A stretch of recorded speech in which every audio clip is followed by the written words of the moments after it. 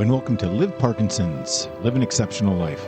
I'm your host, Chris Custenbotter, and I've been living an exceptional life with Parkinson's for the past 14 years. The mission of this podcast is to help as many people living with Parkinson's as possible to lead a great quality of life.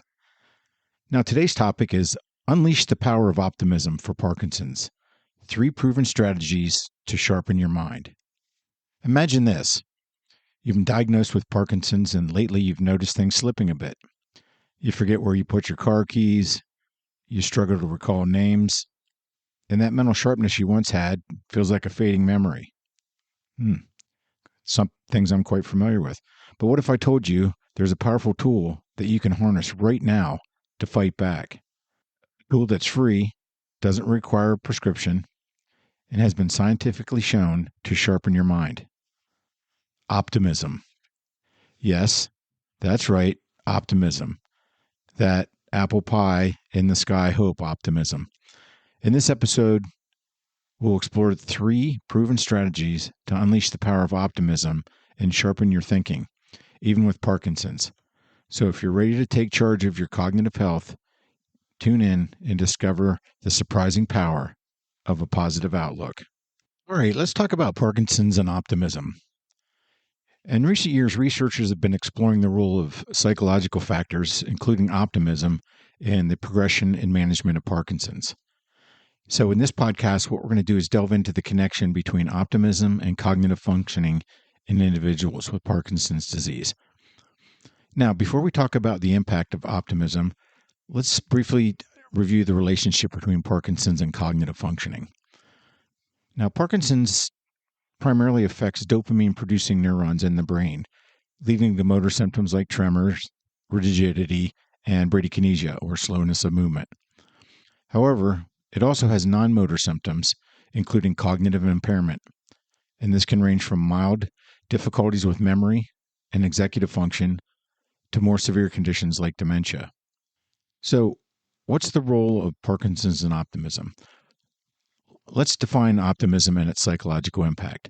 So what exactly is optimism? Well, optimism is a general expectation of positive outcomes. It's a belief that good things will happen in the future, even when faced with challenges. Optimistic people tend to see the glass as half full and to believe that they can overcome obstacles. Now, optimism has a number of positive psychological impacts. One is it can reduce stress. Optimistic people are less likely to worry about the future and more likely to believe that they can handle whatever challenges come their way. And this can lead to lower levels of stress and anxiety. It can improve your mood. Optimistic people tend to be happier and more satisfied with their lives. They're also more likely to experience positive emotions such as joy and gratitude. It can also increase resilience. Optimistic people are better able to cope with setbacks and bounce back from adversity. And they're also more likely to persevere in the face of challenges. And then finally, it can improve your physical health. Studies have shown that optimism is associated with a number of physical health benefits, including a stronger immune system, lower blood pressure, and reduced risk of chronic diseases. So overall, optimism is a valuable psychological trait that can have a number of positive benefits on our mental and our physical health. Now, here are some examples of the psychological impact optimism can have on us. An optimistic person who is facing a difficult challenge, such as a job interview or a medical test, is more likely to feel confident and hopeful. This can lead to a better performance and better outcomes. An optimistic person who is experiencing a setback, such as a job loss or the death of a loved one, is more likely to grieve in a healthy way and then move on with their life. And an optimistic person who's living with a chronic illness is more likely to manage their symptoms effectively and maintain a high quality of life. So by using optimism, we can help control the type of quality of life that we live and experience. And optimism is a skill that can be learned and developed over time. Now, there are a number of things that people can do to become more optimistic. Let me give you some examples.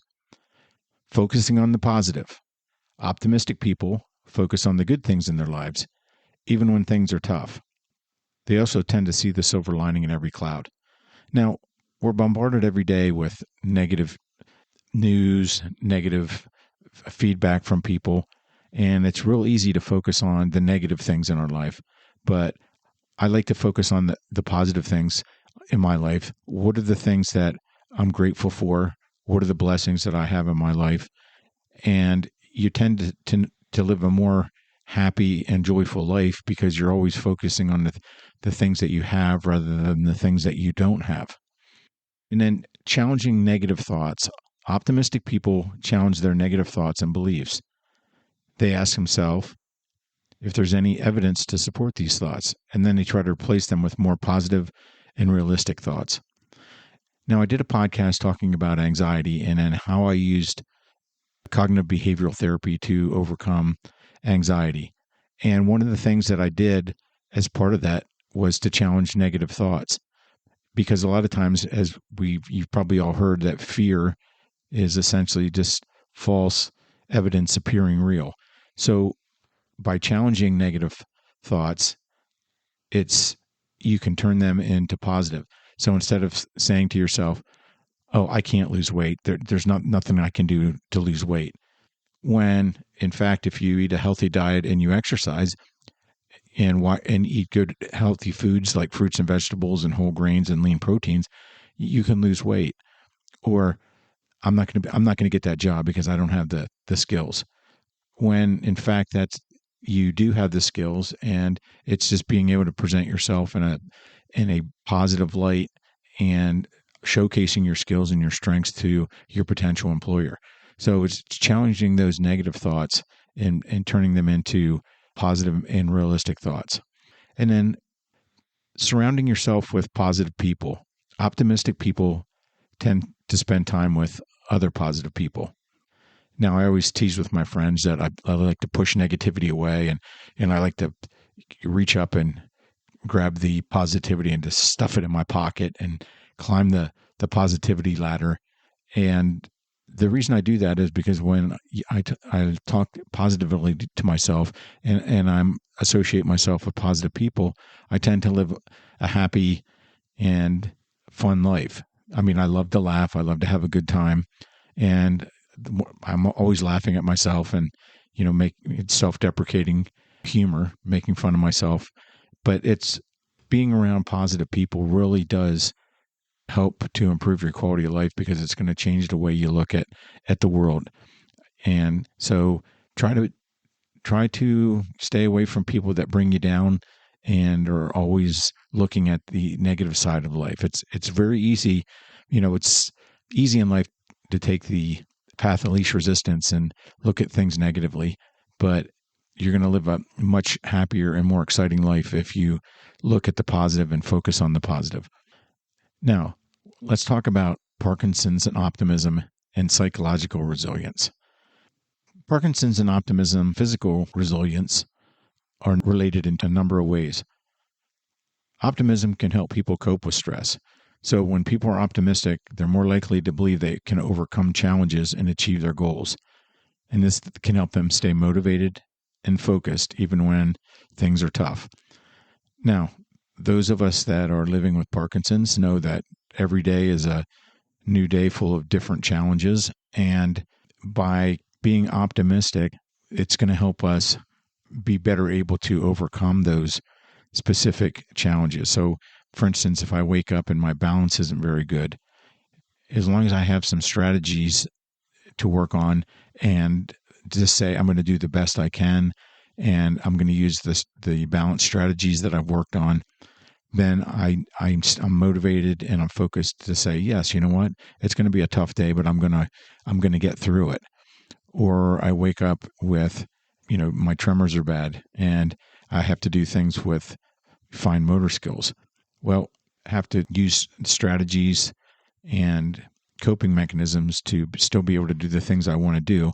But instead of looking at it like, well, the day's over, my tremors are just too bad, I can't do it. I try to focus on things I can do and work around it. Now, optimism can also lead to healthier behaviors.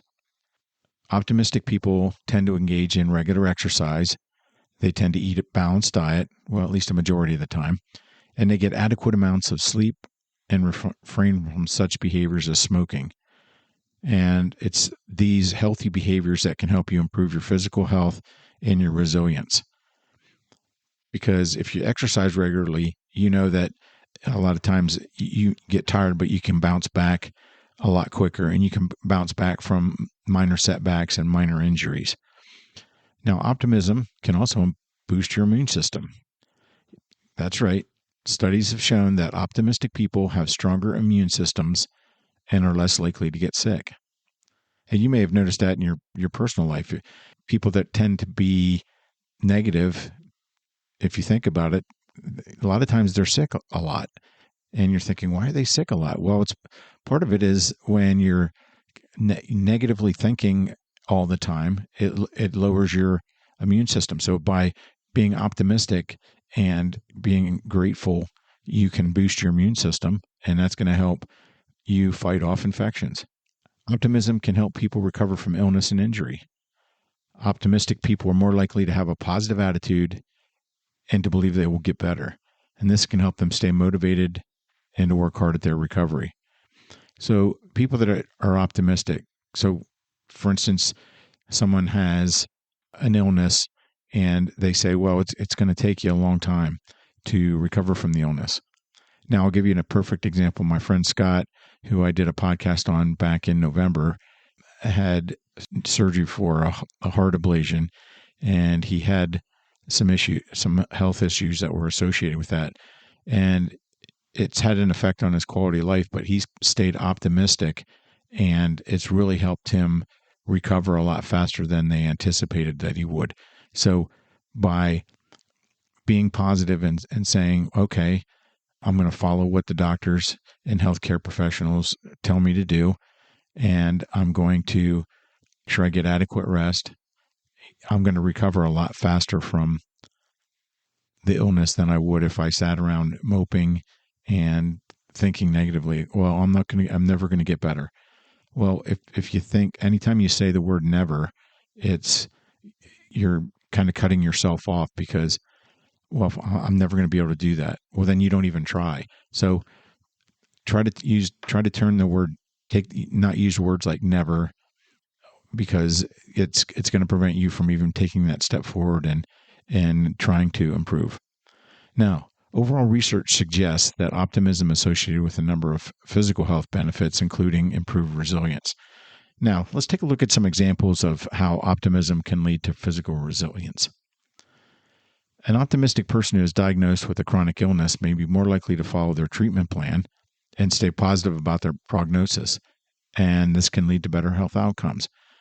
So if you're diagnosed with Parkinson's and you're following your treatment plan, you're exercising, you're staying positive, you're staying socially engaged, you're going to have better outcomes than if you're the type of person that, well, I only take my medicine when I feel like it, or I don't exercise, and I've really dropped out of all my social groups and I don't do much with my family. Who do you think is going to have a better outcome? Of course, it's going to be the person that's following the treatment plan and exercising. So being optimistic is going to put you head and shoulders above that person that is constantly negative. An optimistic person who's injured in an accident may be more likely to do their physical therapy exercises and stay motivated during recovery. And this can help them gain their strength and function more quickly. So you can go on YouTube, but there's a lot of motivational speakers out there that have been in some horrific accidents, and they had two choices, or military people that have lost limbs. And a lot of times they're at a crossroads and they say to themselves, they can do one of two things. They can either just fold up and feel sorry for themselves, or they can say, you know what, I'm taking control of my life and I'm taking control of my recovery, and I can do this. And those that fight hard and do the physical therapy, do the emotional therapy, they're the ones that are going to regain their strength and function more quickly. And the negative person that just feels sorry for themselves and just withers away, may not ever fully recover. So it's important to stay optimistic even when you think that things aren't going to get better. An optimistic person who is exposed to a stressor such as a job loss or the death of a loved one may be more likely to cope with stress in a healthy way, and this can help reduce their risk of developing a chronic health conditions. So it's important to note that optimism isn't a magic bullet for physical health. However, it is one factor that can help you live longer, healthier lives. All right, let's turn our attention now from Parkinson's and optimism and include a new aspect called neuroplasticity. What did you just say, Chris? I said neuroplasticity. What is neuroplasticity? Well, let's define it in layman's terms, since it does sound really complex, and then we'll discuss how it affects Parkinson's and optimism. Neuroplasticity simply means that our brains are not fixed and unchanging. They're constantly changing and adapting in response to our experiences. So that means you can always learn something new because your brain's not fixed and unchanging. So you can learn if you wanted to play a musical instrument, you can learn how to play guitar or drums or cello. You can do puzzles and games and learn new strategies. For instance, if you've never done crossword puzzles before, you can do crossword puzzles or Sudoku. So your brain is constantly changing and based on the experiences that you provide. So this means that we can learn new things no matter how old we are, and we can recover from brain injuries to some extent. So here's an analogy that may help us understand neuroplasticity a little bit. So imagine your brain as a garden. The neurons in your brain are like the plants in the garden, and the connections between the neurons are like the pathways between the plants. So neuroplasticity is like the gardener pruning and tending to the plants and creating new pathways for them. And so when we learn something new, the brain creates new connections between neurons. You might have heard the term muscle memory. So let's say I'm learning guitar, and when I first started, a couple of the open chords really gave me a challenge. One, because I don't have the best dexterity because my left hand is affected with Parkinson's, and that's where I have the tremor, and also have a difficulty with fine motor skills. So first of all, making the chord shapes for some of them were difficult, but I sat there and practiced every night for 25 to 30 minutes, and I finally was able to make all the chord shapes, including the dreaded C chord, which had a long stretch between fingers. And then I had to worry about, geez, how am I going to transition between chords so that I'm doing it on the beat and not someone's listening and I do 4 strums and then I take 5 seconds in between to switch to the next chord. So I would practice going from one chord to the next, and I would do that consistently, and I would build that, quote, muscle memory. And what my brain was doing is it was creating these new neural pathways so that it became easier for me. And so as I kept at the guitar and learning the guitar, those chord changes and chord shapes became very easy for me. I didn't really have to think about it anymore. So now I can stand up and play guitar without looking at the chords and the guitar neck and be able to play a song. So it's taking something that I wasn't ever familiar with before and then learning something new. And what I'd suggest is, and one of the ways to do it and help build these neural pathways is to break things down into small chunks. Break it down, and so that you learn a little bit, and then once you have that down, you add on. You learn some more, you add on, and pretty soon you're able to do the task or the hobby or whatever it happens to be in a lot shorter time, and you're doing it correctly. So when we practice a skill, the brain strengthens the connections between the neurons involved in the skill. So when we have a brain injury, the brain can try to rewire itself to compensate for the damaged areas. So neuroplasticity is an important process that's going to allow us to learn, grow, and adapt to our environment. It's also a process that can help us recover from brain injuries. But here are some examples of neuroplasticity in action. Learning a new language. I remember taking a trip to Italy, and I spent probably 6 months before going on Duolingo and learning Italian. Now, do I remember much of it anymore? No, because I didn't keep up with it. But learning a new language is a great example of neuroplasticity because you're building new neural pathways to learn that new language. Again, playing a musical instrument, learning a new sport. So let's say I decided I wanted to play hockey. I've never played hockey before. So that would be my brain would have to learn and make new neural pathways to help me learn how to play hockey. Recovering from a stroke.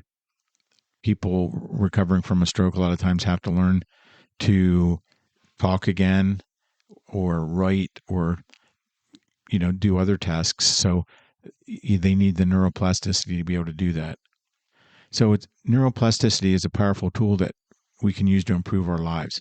So by understanding how it works, we can create more positive and productive experiences for ourselves. So research suggests that a positive outlook such as optimism can enhance neuroplasticity, and this could potentially lead to improved cognitive function in individuals with Parkinson's. So let's talk about some of the studies on Parkinson's and optimism, because, when you say optimism, people always want to turn you off and say, well, yeah, it's nice to think positive, but that really doesn't do anything. There's no studies on optimism to show that, well, this really does help with your cognitive function, or it maybe helps to have an effect on your quality of life and how well you live with Parkinson's. So let's take a look at some of the studies on Parkinson's and optimism and its effects on cognitive functioning. Now, there was a study called Feeling Happy About Life, and then that slowed cognitive decline among older adults in China. It was a 12-year study published in Neuroscience News, and it was published by the University of Michigan. And Jared Watley, one of the people from University of Michigan, reported feeling confident in life slows cognitive decline in older adults, a new study reports. Researchers say the odds of older adults developing cognitive impairment and dementia were reduced in those who reported being psychologically well balanced. Now, in another study, Living with Parkinson's, the process of finding optimism, and that was published in Sage Journals, the researchers noted that individuals with Parkinson's disease often experience poor mental and emotional well-being, which negatively impacts their quality of life. Optimism is a protective factor which has been shown to promote resiliency, reduce distress in health crises, and protect against the effects of negative mental health outcomes. All right, so let's take a look at some practical strategies for cultivating optimism. The first is mindfulness meditation. Engaging in mindfulness practices has been shown to increase optimism and reduce stress symptoms and symptoms of anxiety and depression, which can be particularly beneficial for people with Parkinson's. So mindfulness meditation is staying in the moment and being mindful of things. So it's slowing down and appreciating, looking at something and studying it and really putting yourself in the moment. That's mindfulness meditation.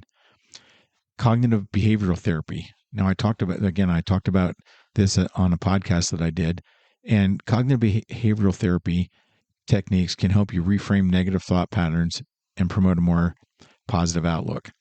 And in that podcast, I gave some specific examples of having panic attacks and how I used cognitive behavioral therapy to overcome the panic attacks by thinking through the negative thoughts that usually accompany the panic attacks, whether they're subconscious or conscious, and then reframing those into a more positive way. And I was able to, over time, now I don't get panic attacks anymore, and anxiety is not really an issue in my life anymore.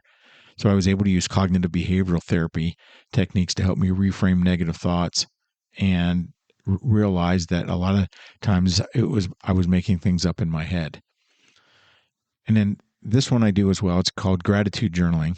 And I try to start off the day by writing down 3 things that I'm grateful for every day. And that really helps me to start off on a positive note. So regularly acknowledging and recording things that you're grateful for can really foster an optimistic mindset. So if you start a journal and you start writing down things that you're grateful for, you'd really be surprised, because a lot of times people think, oh, I don't really have anything. I don't have anything to be grateful for.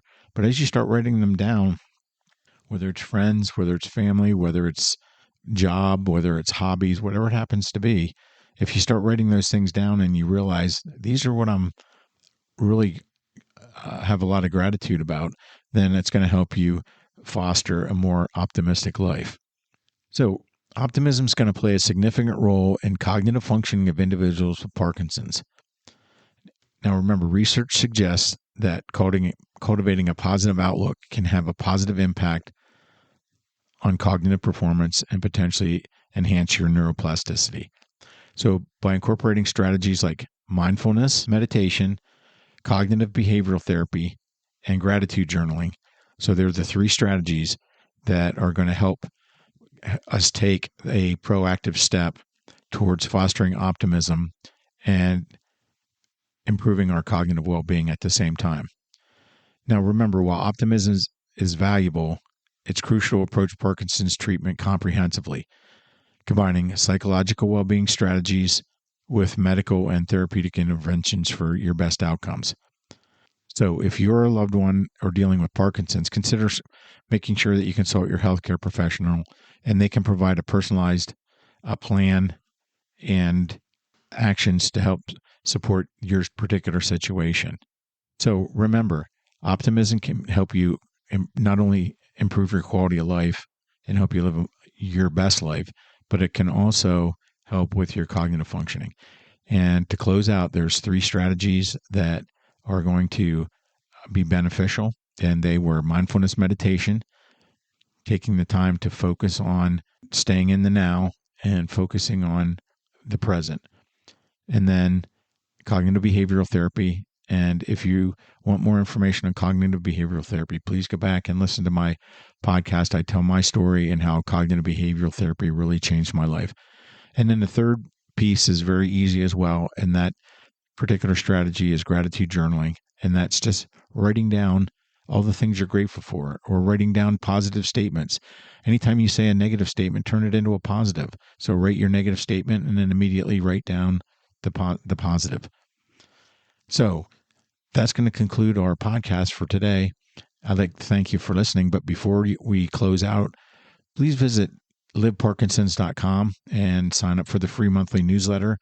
In addition, there's a lot of other free tools on there that you can use. There's a medication and symptom tracker that you can use to help prepare for your upcoming doctor visit. There's a document on 9 balance exercises to improve your balance with Parkinson's. And then there's a one-stop shop resource guide that you can use as well.